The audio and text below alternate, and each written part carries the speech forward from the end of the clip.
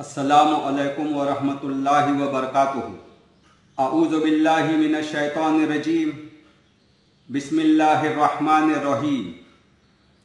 रब्बिश्रह ली सदरी वयस्सिर ली अमरी वहलुल उक़दतम मिन लिसानी यफ़क़हू क़ौली। ऐ मेरे रब, मेरा सीना खोल दे और मेरे काम को मेरे लिए आसान कर दे और मेरी ज़ुबान की गिरह को खोल दे ताकि लोग मेरी बात को समझ सके। सूरह ताहा आयत नंबर 25-28। आज मैं आप लोगों के सामने कुरान की कुछ आयात और कुछ अहादीस बयान करूंगा। आज का मेरा टॉपिक होगा माँ बाप का हक। आइए देखते हैं कि अल्लाह ताला माँ बाप के साथ किस तरह सलूक करने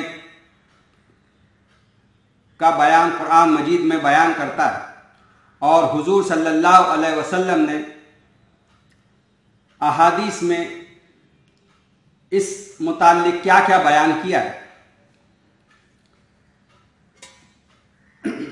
सूरह नंबर 17 सूरह बनी इसराइल आयत नंबर 23-24। तेरे रब ने फैसला कर दिया है कि तुम लोग मेरे अलावा किसी की इबादत न करना, माँ बाप के साथ नेक सुलूक करना। अगर तुम्हारे पास उनमें से कोई एक या दोनों बूढ़े होकर रहें तो उन्हें उफ तक न कहना, न उन्हें झिड़क कर जवाब देना, बल्कि उनसे एहतराम के साथ बात करना और नरमी के साथ उनके सामने झुककर रहना और ये दुआ करना कि परवरदिगार मेरे माँ बाप पर रहम फरमा, जिस तरह उन्होंने रहमत और शिफकत के साथ मुझे बचपन में पाला था। यहाँ अल्लाह ताला माँ बाप के साथ बच्चों को नेक बर्ताव करने का हुक्म देता है। क्या हम और आप अपने माँ बाप के साथ इस तरह नेक सुलूक करते हैं? अगर हम अपने माँ बाप के साथ इस तरह नेक सुलूक करते हैं तो अल्लाह ताला उसका ज़रूर बदला देगा और ज़रूर हमें जन्नतुल फिरदौस में मुकाम अता करेगा। और अगर हमने माँ बाप के साथ नेक बर्ताव नहीं किया तो अल्लाह ताला उसकी सज़ा हमें ज़रूर भी ज़रूर देगा। आइए देखते हैं दूसरी आयत क्या फरमाती है। सूरह नंबर 31 सूरह लुकमान आयत नंबर 14-15। यह हकीकत है कि हमने इंसान को अपने माँ बाप का हक पहचानने की खुद ताकीद की। उसकी माँ ने ज़ौफ़ पर ज़ौफ़ उठाकर उसे अपने पेट में रखा और 2 साल का वक्फा उसका दूध छूटने में लगा। मेरा शुक्र कर और अपने माँ बाप का शुक्र बजा ला। मेरी ही तरफ तुझे पलटना है। लेकिन अगर तेरे माँ बाप तुझ पर दबाव डालें कि मेरे साथ किसी ऐसे को शरीक करे जिसे तू नहीं जानता, तो उनकी बात हरगिज न मान। दुनिया में उनके साथ नेक बर्ताव कर, मगर पैरवी उस शख्स के रास्ते की कर जिसने मेरी तरफ रुजू किया। फिर तुम सबको पलटना मेरी ही तरफ है। उस वक्त मैं तुम्हें बता दूंगा कि तुम कैसे अमल करते रहे हो। देखिए, इन आयतों में अल्लाह ताला फरमाता है कि मेरी बात मानना, माँ बाप के साथ नेक बर्ताव करना, माँ बाप के साथ नेक सुलूक करना। मगर अगर तुम्हारे माँ बाप तुम्हें शिर्क का हुक्म दे तो उसी माँ बाप की बात तुम्हें नहीं मानना है। माँ बाप की बात, हर बात को हमें मानना है, मगर माँ बाप की सिर्फ इस एक बात को नहीं मानना है कि अगर माँ बाप हमें शिर्क का हुक्म देते हैं, वहां हमें यह नहीं समझना है कि ये माँ बाप कह रहे हैं। अब यहां हमें अल्लाह के हुक्म को तरजीह देनी है। आइए देखते हैं दूसरी आयत क्या फरमाती है। सूरह नंबर 46 सूरह अहकाफ آیت نمبر 15 to 18۔ ہم نے انسان کو ہدایت کی کہ وہ اپنے ماں باپ کے ساتھ نیک برتاؤ کرے۔ اس کی ماں نے تکلیف اٹھا کر اسے اپنے پیٹ میں رکھا اور تکلیف اٹھا کر ہی اس کو جنا، اور اس کے حمل اور دودھ چھڑانے میں 30 مہینے لگ گئے، یہاں تک کہ جب وہ اپنی پوری جوانی کو پہنچا اور 40 سال کا جب ہو گیا تو اس نے کہا، اے میرے رب، مجھ کو توفیق دے کہ میں تیری ان نعمتوں کا شکر ادا کروں جو تو نے مجھے اور میرے ماں باپ کو عطا کیا ہے، اور ایسا نیک عمل کروں جس سے تو راضی ہو جائے، اور میری اولاد کو بھی نیک بنا کہ مجھے سکھ دے۔ میں تیرے حضور توبہ کرتا ہوں اور تیرے فرما بردار بندوں میں سے ہوں۔ اس طرح کے لوگوں سے ہم ان کے بہترین اعمال کو قبول کرتے ہیں اور ان کی برائیوں سے درگزر کرتے ہیں۔ یہ لوگ جنتی لوگوں میں شامل ہوں گے، اس سچے وعدوں کے مطابق جو ان سے کیا جاتا رہا ہے۔ اور جس شخص نے اپنے ماں باپ سے کہا اف، تنگ کر دیا تم نے، کیا تم مجھے یہ خوف دلاتے ہو کہ میں مرنے کے بعد پھر قبر سے نکالا جاؤں گا؟ حالانکہ مجھ سے پہلے بہت سی نسلیں گزر چکی ہیں۔ ماں اور باپ اللہ کی دہائی دے کر کہتے ہیں، ارے بدنصیب، مان جا، اللہ کا وعدہ سچا ہے۔ مگر وہ کہتا ہے کہ یہ سب اگلے وقتوں کی بیکار کہانیاں ہیں۔ یہ وہ لوگ ہیں جن پر عذاب کا فیصلہ چسپاں ہو چکا ہے۔ اس طرح انسانوں اور جنوں کے ٹولے ہو گزرے ہیں، انہی میں یہ لوگ بھی شامل ہوں گے۔ بے شک یہ گھاٹے میں رہ جانے والے لوگ ہیں۔ دیکھیے، ان آیتوں میں اللہ تعالیٰ فرماتا ہے کہ جو لوگ ماں باپ کی خدمت کریں گے، جو لوگ ماں باپ کو اس دنیا میں خوش رکھیں گے، ان کو اللہ تعالیٰ جنتیں عطا کرے گا۔ اسی طرح اس کے برخلاف جو لوگ ماں باپ کی خدمت نہیں کریں گے، ان کے ساتھ نیک برتاؤ نہیں کریں گے، انہیں جھڑک کر باتیں کریں گے، ان کو گالیاں دیں گے، ان کو دھکے دیں گے، ان کو ماریں گے، تو ایسے لوگ جہنم میں جانے والے ہوں گے۔ آئیے اب کچھ حدیثیں میں آپ لوگوں کے سامنے بیان کرتا ہوں، جس سے یہ ثابت ہوتا ہے کہ اللہ اور اللہ کا رسول ماں باپ کے ساتھ کس طرح برتاؤ کرنے کا حکم دیتا ہے۔ ابن ماجہ حصہ دوم، حدیث نمبر 1451۔ حضرت ابو سلمہ السلمی نے بیان فرمایا کہ نبی کریم صلی اللہ علیہ وسلم نے 3 مرتبہ ارشاد فرمایا کہ میں تمہیں ماں باپ کے ساتھ بھلائی کرنے کی وصیت کرتا ہوں، میں تمہیں ماں باپ کے ساتھ بھلائی کرنے کی وصیت کرتا ہوں، میں تمہیں ماں باپ کے ساتھ بھلائی کرنے کی وصیت کرتا ہوں، خواہ تمہیں ان سے تکلیف پہنچے۔ دیکھیے، نبی کریم صلی اللہ علیہ وسلم اتنے شفیق تھے، انہوں نے آپ کو ہم کو کیا فرمایا؟ ان کا کہنا یہ ہے کہ ماں باپ کے ساتھ نیک برتاؤ کرو، اگرچہ ماں باپ سے ہمیں تکلیف پہنچ رہی ہے، ہمیں ایسا احساس ہوتا ہے، ہمیں ایسا محسوس ہوتا ہے کہ ماں باپ سے ہمیں تکلیف پہنچ رہی ہے، اس کے باوجود ہمیں ماں باپ کو تکلیف نہیں دینا ہے، ان کے ساتھ نیک برتاؤ کرنا ہے، ان کے ساتھ اچھا سلوک کرنا ہے۔ آئیے دوسری حدیث کیا کہتی ہے۔ ابن ماجہ حصہ دوم، حدیث نمبر 1452۔ حضرت ابو ہریرہ بیان فرماتے ہیں، نبی کریم صلی اللہ علیہ وسلم سے صحابہ نے عرض کیا کہ ہمارے حسن سلوک کا زیادہ حقدار کون ہے؟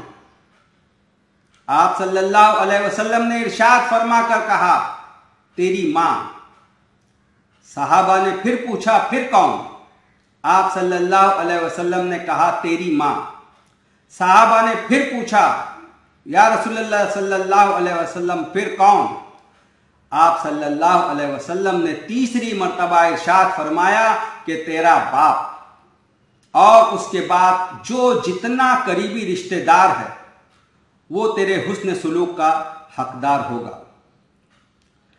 دیکھیے اس حدیث میں نبی کریم صلی اللہ علیہ وسلم ہم سے آپ سے بیان فرماتے ہیں ہمارے آپ کے نیک سلوک کا سب سے زیادہ اگر کوئی حقدار ہے تو نبی کریم صلی اللہ علیہ وسلم نے 2 مرتبہ فرمایا کہ تیری ماں، اس کے بعد تیسری مرتبہ فرمایا کہ تیرا باپ، اس کے بعد پھر چوتھی مرتبہ جو قریب کے رشتہ دار ہے وہ ہمارے آپ کے نیک سلوک کے حقدار ہیں۔ آئیے دوسری حدیث دیکھتے ہیں۔ ابن ماجہ حصہ دوم حدیث نمبر 1453۔ حضرت ابو ہریرہ کا بیان ہے کہ نبی کریم صلی اللہ علیہ وسلم نے ارشاد فرمایا کہ کوئی لڑکا اپنے باپ کا حق ادا نہیں کر سکتا سوائے اس شکل کے کہ اس کا باپ کسی کا غلام ہو اور وہ بیٹا اپنے باپ کو اس غلامی سے آزاد کر دے۔ آئیے نیکسٹ حدیث دیکھتے ہیں۔ ابن ماجہ کی حدیث ہے حصہ دوم حدیث نمبر 1454۔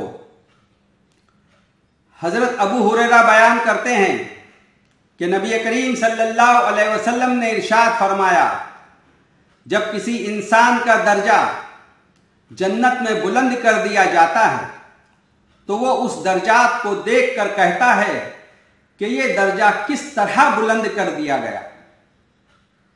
ارشاد ہوتا ہے کہ تیری اولاد کی دعائے مغفرت کی وجہ سے۔ دیکھیے نبی کریم صلی اللہ علیہ وسلم نے اس حدیث میں کتنی بڑی بات آپ کے ہمارے لیے بیان فرمائی ہے کہ جب کسی کے ماں باپ ان کا انتقال ہو جاتا ہے، اس انتقال کے بعد جب ان کے درجات بلند ہو جاتے ہیں تو وہ ماں باپ کہتے ہیں یہ ہمارے درجات کس نے بلند کر دیے، یہ کیسا ہو گیا؟ تو اس سے کہا جاتا ہے کہ یہ تیرے بچوں کی دعائیں مغفرت کرنے کی وجہ سے ہوا۔ جب اولاد اپنے ماں باپ کے لیے مغفرت کی دعا کرتی ہے تو ہمارے ماں باپ کے درجات آخرت میں بلند ہوتے ہیں۔ آپ سے ہم سے کوئی ایسی بات نہیں کہی گئی کہ یہ کام کیا جائے، یہ کام کیا جائے، یہ کام کیا جائے، نہیں۔ ہم سے تو صرف کہا جا رہا ہے کہ اپنے ماں باپ کے لیے مغفرت کی دعا کی جائے۔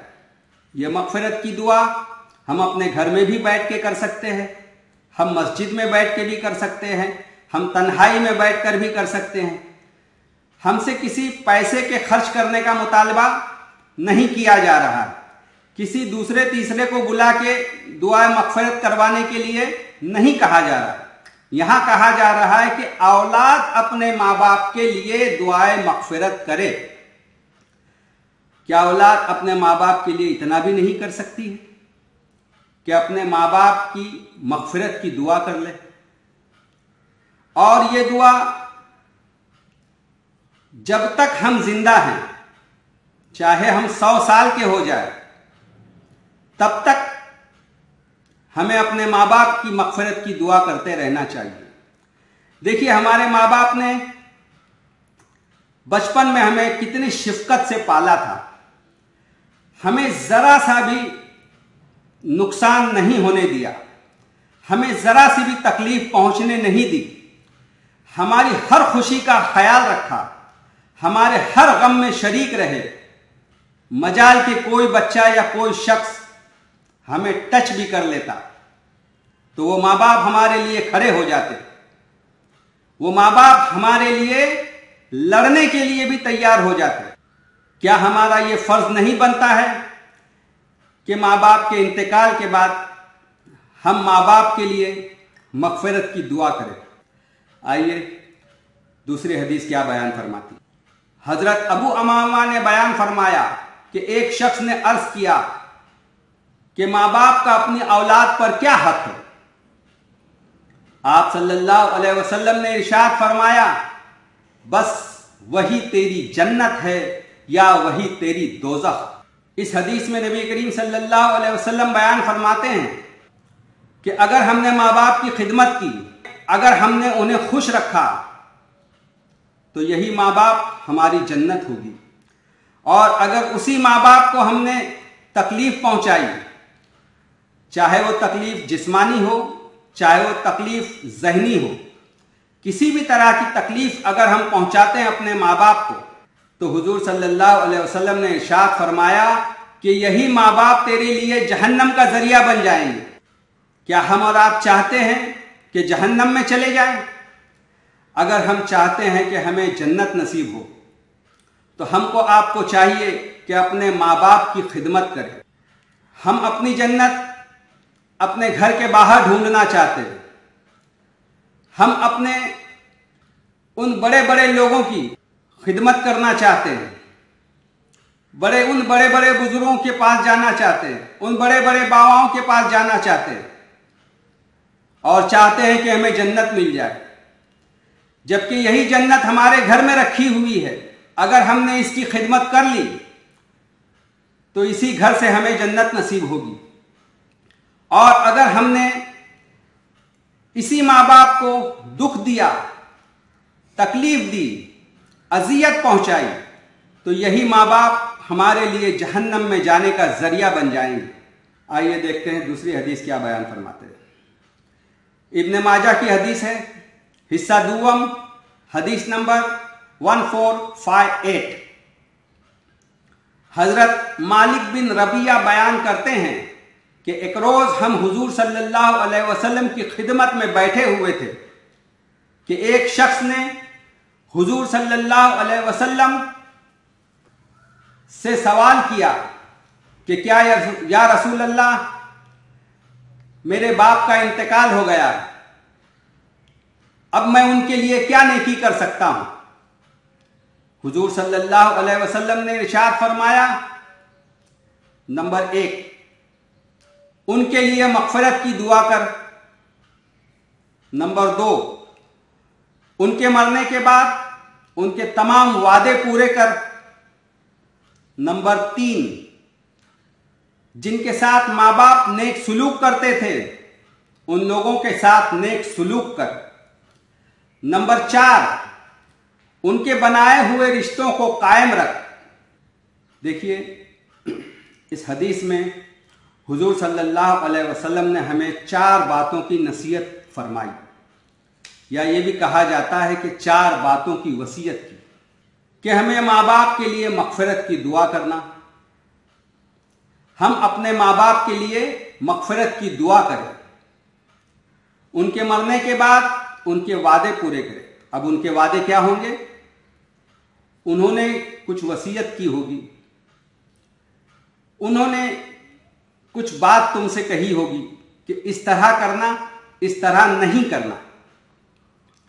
جیسے وصیت میں یہ کہا ہوگا کہ میرے فلاں فلاں بیٹے کو اتنی رقم زیادہ دے دینا کیونکہ وہ کمزور ہے، یا یہ کہا ہوگا فلاں فلاں بچہ یتیم ہے، کچھ پیسہ ان کو دے دینا، یا یہ بھی کہا ہوگا کہ میرے مرنے کے بعد میرے لیے بیٹا مغفرت کی دعا کر لینا۔ تو ماں باپ نے ہم سے جو بھی وعدے کیے ہیں مرنے سے پہلے، تو ہم پر آپ پر یہ واجب ہو جائے گا کہ ہم ان وعدوں کو پورا کریں۔ ہم اپنے آپ میں جھانک کر دیکھیں کہ ہمارے ماں باپ مرتے وقت جو وصیت کر گئے، کیا ہم ان پر عمل کر رہے ہیں؟ کیا ہم نے ان کی ساری وصیتوں پر عمل کیا ہے؟ کیا ہم نے بیٹیوں کا حق ادا کیا ہے؟ کیا ہم نے اپنے چھوٹے بھائیوں کا حق ادا کیا ہے جو ماں باپ ہمارے لیے وصیت کر گئے تھے؟ تو ہم کو آپ کو چاہیے کہ ہم ماں باپ کے ان تمام وعدوں کو پورا کریں جو ماں باپ ہم سے کر گئے ہیں۔ یہ نہ سمجھا جائے کہ یہ ماں باپ کا کہنا ہم مان رہے ہیں، ہم یہ سوچ کر اس بات کو مانیں کہ ہم حضور صلی اللہ علیہ وسلم کی بات پر عمل کر رہے ہیں، ہم حضور صلی اللہ علیہ وسلم کا کہنا مان رہے ہیں۔ حضور صلی اللہ علیہ وسلم کے واسطے سے ہمیں آپ کو چاہیے کہ ہم اپنے ماں باپ کے ان وعدوں کو پورا کریں۔ اور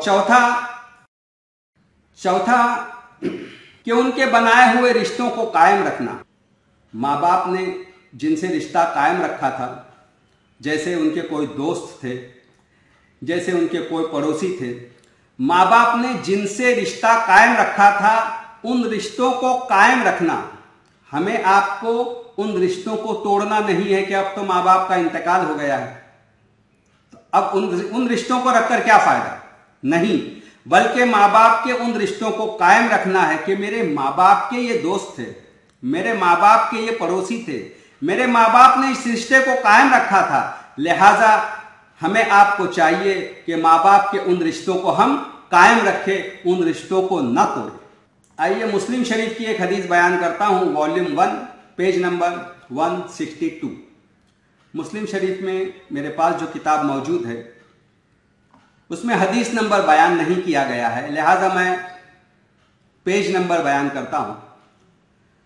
حضرت ابو ہریرہ سے روایت ہے کہ نبی کریم صلی اللہ علیہ وسلم نے ارشاد فرمایا کہ اپنے باپ سے نفرت مت کرو، جس نے اپنے باپ سے نفرت کی وہ کافر ہو گیا۔ دیکھیے نبی کریم صلی اللہ علیہ وسلم کتنی بڑی بات ہم سے آپ سے کہہ رہے ہیں کہ اپنے باپ سے نفرت مت کرو، بلکہ اپنے باپ سے محبت کرو۔ دیکھیے ہمارے باپ نے ہمیں بچپن میں کس طرح پالا تھا، ہم اپنے باپ کے ان احسانات کو یاد رکھیں اور اس احسان کے بدلے ان کے ساتھ ہمیں احسان کا معاملہ کرنا چاہیے اور نیک برتاؤ کرنا چاہیے، نیک سلوک کرنا چاہیے، نہ کہ ان سے دل سے نفرت کرنا چاہیے۔ اور اگر ہم نے ایسا کیا تو نبی کریم صلی اللہ علیہ وسلم نے ارشاد فرمایا کہ وہ شخص کافر ہو گیا، اور جو شخص کافر ہو گیا وہ جنت میں کبھی نہیں جائے گا، اس کے لیے تو جہنم واجب۔ آئیے ایک اور حدیث مسلم شریف کی بیان کرتا ہوں، والیوم نمبر 1 پیج نمبر 163۔ حضرت سعد سے روایت ہے کہ نبی کریم صلی اللہ علیہ وسلم نے ارشاد فرمایا کہ جس نے اپنے باپ کے سوا کسی اور کو اپنا باپ بنایا، جس نے اپنے باپ کے علاوہ کسی اور کو اپنا باپ بنایا، اس پر جنت حرام۔ اب یہ کیسے ہوتا ہے کہ اپنے باپ کے علاوہ کوئی کسی کو اپنا باپ بنا لے؟ ویسے تو کوئی یہ نہیں کہتا کہ میرا باپ وہ ہے، مگر کچھ لوگ اپنے باپ سے نفرت کی بنا پر اپنے باپ سے علیحدہ ہو جاتے ہیں، اس کے بعد وہ اپنے باپ کا نام ہی کٹ کر دیتے ہیں۔ نام کٹ کرنے کے بعد انہیں لیگلی کسی نہ کسی باپ کا نام تو لگانا ہے، اس طرح وہ کسی اور باپ کا نام لگا لیتے ہیں۔ یا کبھی ایسا ہوتا ہے کہ ان کی ماں نے دوسرا نکاح کر لیا، تو اس دوسرے باپ کی پراپرٹی میں حقدار بننے کے لیے یہ لڑکا کیا کرتا ہے کہ اپنے اس دوسرے باپ کا نام اپنے ساتھ جوڑ دیتا ہے کہ اگر میں ان کا نام اپنے ساتھ جوڑ دوں تو کیا ہوگا کہ اس باپ کی پراپرٹی میں حقدار ہو جاؤں۔ اس طرح کرنا بہت غلط ہے، اور حضور صلی اللہ علیہ وسلم نے ارشاد فرمایا کہ اس شخص پر جنت حرام۔ کبھی کبھی ایسا بھی ہوتا ہے کہ کچھ لوگ نو مسلم ہوتے، ابھی ایمان لائے، تو ویسے لوگ بھی کبھی کبھار ایسا کرتے ہیں کہ اپنے باپ کے نام کو ہٹا دیتے ہیں، اپنا نام بھی بدل دیتے ہیں، اپنے باپ کا بھی نام بدل دیتے ہیں، اور پھر کسی اور باپ کا نام لگا دیتے ہیں۔ نہیں، حضور صلی اللہ علیہ وسلم نے ارشاد فرمایا کہ تمہارا باپ تو زندگی بھر وہی رہے گا، تم مر جاؤ گے اس کے بعد بھی تمہارا باپ وہی رہے گا۔ آئیے ایک اور حدیث بخاری شریف کی بیان کرتا ہوں۔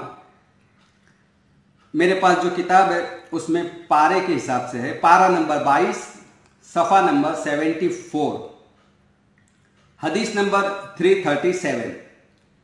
حضرت ابو ہریرہ سے روایت ہے کہ نبی کریم صلی اللہ علیہ وسلم کے پاس جب کوئی جنازہ لایا جاتا جس پر قرض ہوتا तो आप सल्लल्लाहु अलैहि वसल्लम इरशाद फरमाते कि मरने वाले ने कर्ज की अदायगी के लिए कुछ असेट या कुछ वर्षा छोड़ा है तो उस शख्स की नमाज जनाजा पढ़ाते। जिस शख्स ने कुछ असासा छोड़ा है उस शख्स की नमाज जनाजा पढ़ाते और यह पता चलता कि वो शख्स कर्जदार है और उसने कुछ नहीं छोड़ा, तो हुजूर सल्लल्लाहु अलैहि वसल्लम इरशाद फरमाते हैं कि वो हुजूर सल्लल्लाहु अलैहि वसल्लम उस शख्स की नमाज जनाजा नहीं पढ़ाते, बल्कि ये कहते कि कोई और शख्स उसकी नमाज जनाजा पढ़ा दे। अब देखिए इस हदीस में एक बहुत बड़ा नुक्ता हमें यह मिलता है कि जो भी शख्स मर जाए तो उस पर कर्ज नहीं होना चाहिए, और अगर मरने के बाद उस शख्स पर कर्ज है तो उसके रिश्तेदारों को चाहिए कि उसके कर्ज को अदा करें। मगर यहां पर हमारा बाप मर रहा है, हमारे बाप का इंतकाल हो रहा है, हमारी मां का इंतकाल हो रहा है, और बेटे को पता है कि मां बाप पर इतना इतना फला फला कर्ज है। उसके बावजूद वो बेटे कहते हैं कि भाई वो तो अब्बा ने लिया था, हमको कुछ मालूम नहीं। भाई ऐसा होना चाहिए। अगर अब्बा की आखिरत बेहतर करना चाहते हो तो अब्बा का कर्ज अदा करना होगा, और अगर अब्बा का कर्ज हमने अदा किया तो कल हमारे मरने के बाद हमारे बच्चे हमारा कर्ज अदा करेंगे, हमारे मरने के बाद हमारे बच्चे हमारा कर्ज अदा करेंगे। अगर हमने अपने माँ बाप के साथ इस तरह बर्ताव किया कि भाई मुझे तो नहीं अदा करना, वो तो अब्बा ने लिया था, मुझे कुछ पता नहीं, तो जिस तरह हम यहां बीज बोएंगे वही चीज हमारे साथ भी कल होनी है। कल हमारे बच्चे भी हमसे यही कहेंगे, कल हमारे बच्चे भी यही कहेंगे कि भाई वो तो माँ बाप का था। तो क्या होगा कि हम मरने के बाद इस कर्ज के साथ मरेंगे और फिर इसका वबाल हमारे सर होगा। देखिए ये कुछ कुरान की आयतें थी और कुछ हदीसें मैं आपके सामने रख चुका हूं, जिसमें यह बयान किया जा रहा है कि माँ बाप का हम पर कितना बड़ा हक है। वो हमने ये सुना है कि इंश्योरेंस वाले एडवर्टाइज में कहते हैं जिंदगी के साथ भी जिंदगी के बाद भी। देखिए ये इस माँ बाप को मैं एक इंश्योरेंस जैसी बात कहता हूं कि इनको भी उसी वजन पर हम रखें कि इनके साथ पूरी जिंदगी भी हमें अच्छा बर्ताव करना है, और इनके मरने के बाद, माँ बाप के मरने के बाद भी हमें अच्छा बर्ताव उनके साथ करना है। हम जितने भी साल जिंदा रहें माँ बाप के लिए दुआए मगफिरत करते रहे। हम जितने भी साल जिंदा रहे माँ बाप के रिश्तेदारों के साथ, माँ बाप के दोस्त अहबाब के साथ, माँ बाप के पड़ोसियों के साथ उन्होंने जिन जिन से रिश्ता कायम रखा है उन सारों से हमें जिंदगी भर रिश्ता कायम रखना है। मुझे उम्मीद है कि हम और आप अपने माँ बाप की खिदमत करेंगे, अपने माँ बाप से उफ तक न करेंगे जिंदगी में, और माँ बाप के इंतकाल के बाद माँ बाप के लिए दुआए मगफिरत करेंगे। देखिए माँ बाप के मरने के बाद और कोई चीज नहीं मिलती है कि हमें उनके लिए क्या करना है। जिस तरह हमारे मोहल्ले में, हमारे समाज में ये बात राइज है कि इस तरह किया जाए तो दुआ मगफिरत हो जाएगी, उस तरह किया जाए तो दुआ मगफिरत हो जाएगी। क्या ये बातें हमें हदीसों में मिल रही है जो हमारे समाज में राइज है? क्या ये बातें कुरान से साबित है जो हमारे माशरे में राइज है? मैं समझता हूं जो चीज हमारे माशरे में राइज है और कुरान और हदीस में उसका कोई सबूत नहीं मिलता, तो मैं समझता हूं कि उसका सवाब भी हमें नहीं मिलेगा। लिहाजा हमें आपको चाहिए कि जो बात कुरान और हदीस से साबित है वही काम हम करें कि जिसका फायदा हमको आपको हो اور کل مرنے کے بعد ہمارے ماں باپ کو ہو اور کل مرنے کے بعد ہم کو بھی اس کا فائدہ پہنچے۔ اگر ہم نے ماں باپ کے ساتھ اس طرح زندگی میں اور زندگی کے بعد یہ برتاؤ کیا تو کل انشاءاللہ ثم انشاءاللہ کل ہمارے بچے بھی ہمارے ساتھ اسی طرح برتاؤ کریں گے جس طرح ہم نے اپنے ماں باپ کے ساتھ کیا۔ وآخر الدعوانا ان الحمد للہ رب العالمین۔ السلام علیکم ورحمۃ اللہ وبرکاتہ۔